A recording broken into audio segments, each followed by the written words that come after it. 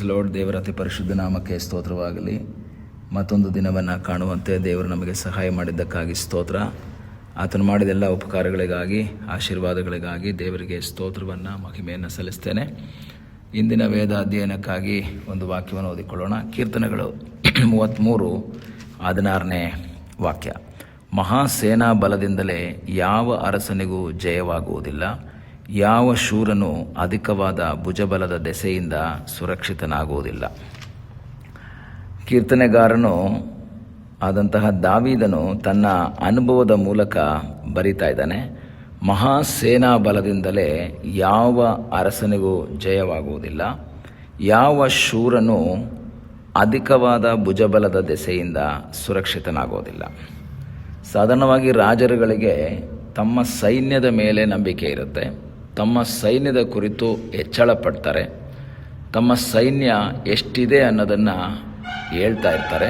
ನಮಗೆ ಗೊತ್ತು, ನಮ್ಮ ಭಾರತ ಮತ್ತು ಪಾಕಿಸ್ತಾನ ಆಗಿರ್ಬೋದು, ಯುದ್ಧದ ಒಂದು ಸನ್ನಿವೇಶ ಬರ್ತಿದ್ದಂಗೆ ಭಾರತ ಹತ್ರ ಯಾವ ಆಯುಧ ಇದೆ, ಎಷ್ಟು ಫೈಟರ್ಗಳಿದ್ದಾವೆ, ಜೆಟ್ಸ್ ಇದ್ದಾವೆ, ಇದೆಲ್ಲವನ್ನು ಲೆಕ್ಕ ಟಿ ವಿಯಲ್ಲಿ ನೋಡಿರ್ತೀರ. ಪಾಕಿಸ್ತಾನ ಹತ್ರ ಯಾವ ಏನೇನಿದೆ, ಯಾರು ಪವರ್ಫುಲ್ಲು, ಈ ರೀತಿ ಅನೇಕ ಸಂಗತಿಗಳನ್ನು ಹೇಳೋದನ್ನು ನಾವು ಕೇಳಿಸ್ಕೊಂಡಿರ್ಬೋದು.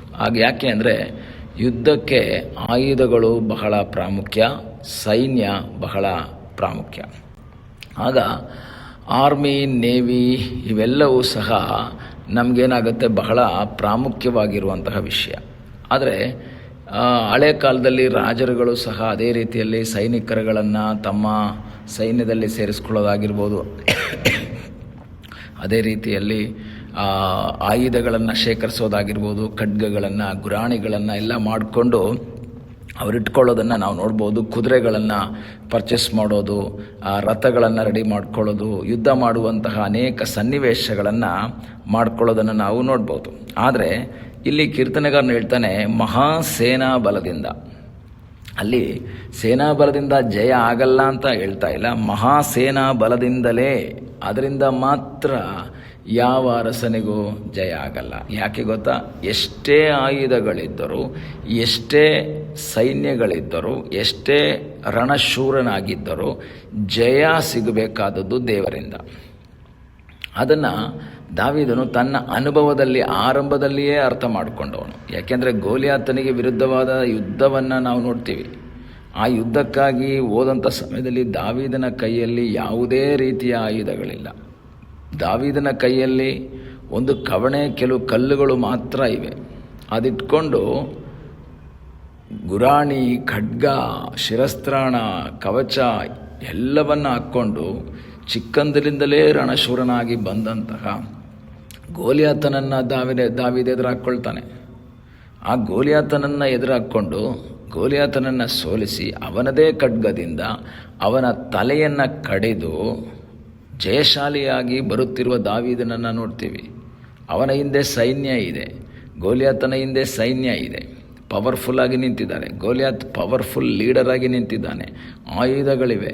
ಆದರೆ ದಾವೀದನ ಹಿಂದೆ ಸೈನ್ಯ ಇಲ್ಲ. ಸೈನ್ಯ ಇಲ್ಲ ಅಂದರೆ ಇಸ್ರಾಯೇಲ್ರಲ್ಲೂ ಸೈನ್ಯ ಇದೆ, ಆದ್ರೆಲ್ಲ ಅವರೆಲ್ಲರೂ ಭಯಪಟ್ಟು ಹಿಂದೆ ಹೋಗಿದ್ದಾರೆ. ರಾಜನೂ ಇಲ್ಲ, ದಾವೀದನ ಅಣ್ಣಂದಿರೂ ಇಲ್ಲ, ಯಾರೂ ಅವನ ಸಂಗಡ ಇಲ್ಲ.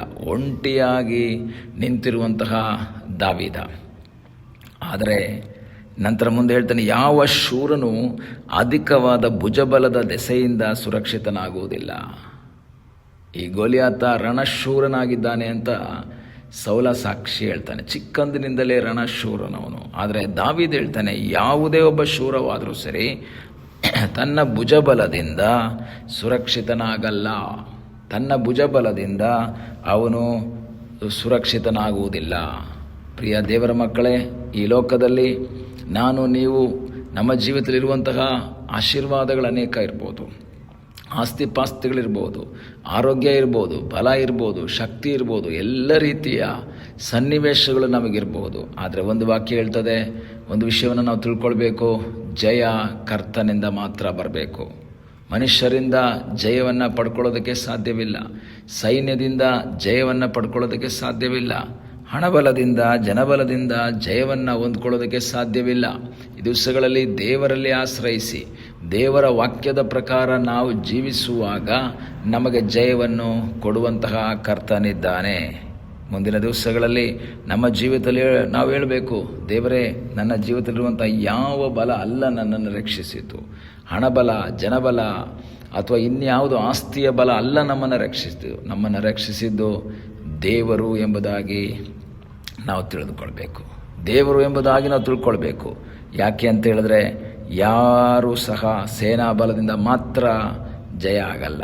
ಯಾರೂ ಸಹ ಶೂರತ್ವದಿಂದ ಸುರಕ್ಷಿತನಾಗಲ್ಲ. ದೇವರು ಕಾಪಾಡಬೇಕು. ಎಷ್ಟೋ ಸಂದರ್ಭಗಳು ನಮಗೆ ಗೊತ್ತಿದೆ. ಸನ್ನಿವೇಶಗಳ ಮಧ್ಯದಲ್ಲಿ ಯೆಹೋಷಾಫಾಟನು ಸಹ ಯುದ್ಧ ಮಾಡ್ತಾನೆ. ಯಾವುದೇ ರೀತಿಯ ಯುದ್ಧ ಕೋಲಾಹಲಗಳನ್ನು ಮಾಡದೆ ಸ್ತೋತ್ರ ಮಾಡಿ ಜಯವನ್ನು ಹೊಂದುವುದನ್ನು ನೋಡ್ತೀವಿ. ಉಪವಾಸದೊಂದಿಗೆ ಜಯವನ್ನು ಹೊಂದುವುದನ್ನು ನೋಡ್ತೀವಿ. ಯಾವ ಯುದ್ಧ ಮಾಡದೆ ಅಶ್ಶೂರದ ಆ ಸೈನ್ಯವನ್ನು ದೇವದೂತರು ನಾಶ ಮಾಡಿದ್ದನ್ನು ನಾವು ನೋಡ್ತೀವಿ. ಆದ್ದರಿಂದ ದೇವರಲ್ಲಿ ಆಶ್ರಯಿಸೋಣ, ದೇವರ ಚಿತ್ತಕ್ಕೆ ವಿಧೇಯರಾಗೋಣ. ದೇವರು ನಮಗೆ ಸಹಾಯ ಮಾಡೋದಕ್ಕೆ ಶಕ್ತನು. ಪ್ರಾರ್ಥಿಸೋಣ. ನಮ್ಮನ್ನು ಬಹಳವಾಗಿ ಪ್ರೀತಿ ಮಾಡುವ ಪರಲೋಕದ ತಂದೆಯೇ, ಈ ಸಮಯಕ್ಕಾಗಿ ಸ್ತೋತ್ರ. ಈ ಸಮಯದಲ್ಲಿ ನಮ್ಮನ್ನೇ ನಿನ್ನ ಪಾದಗಳಿಗೆ ಒಪ್ಪಿಸಿಕೊಡ್ತೇವೆ. ಅಪ್ಪ, ನಿನ್ನ ಸಹಾಯದಿಂದ ಮಾತ್ರ ನಮಗೆ ಜಯ. ಮನುಷ್ಯರ ಸಹಾಯ ವ್ಯರ್ಥ, ಕುದುರೆಯ ಸಹಾಯ ವ್ಯರ್ಥ, ಆಸ್ತಿ, ಜನಬಲ, ಹಣಬಲ ಎಲ್ಲವೂ ವ್ಯರ್ಥ ಎಂಬುದಾಗಿ ನಾವು ತಿಳ್ಕೊಂಡಿದ್ದೇವೆ. ನಮ್ಮನ್ನೇ ನಿನ್ನ ಪಾದಗಳಿಗೆ ಒಪ್ಪಿಸಿಕೊಡ್ತೇವೆ. ದೇವರೇ, ನಿನ್ನಲ್ಲಿ ಆಶ್ರಯಿಸಿ ಜಯಶಾಲಿಗಳಾಗಿ ಮುಂದೆ ಸಾಗುವ ಹಾಗೆ ನೀನು ನಮಗೆ ಸಹಾಯ ಮಾಡು ಎಂಬುದಾಗಿ ನಾವು ಪ್ರಾರ್ಥಿಸ್ತೇವೆ. ಪ್ರಾರ್ಥನೆಯನ್ನು ಕೇಳಿದ್ದಕ್ಕಾಗಿ ಸ್ತೋತ್ರ. ಯೇಸುವಿನ ಮುದ್ದಾದ ಹೆಸರಿನಲ್ಲಿ ಬೇಡಿಕೊಳ್ಳುತ್ತೇವೆ ನಮ್ಮ ಪ್ರೀತಿಯ ತಂದೆಯೇ. ಆಮೇನ್. God bless you.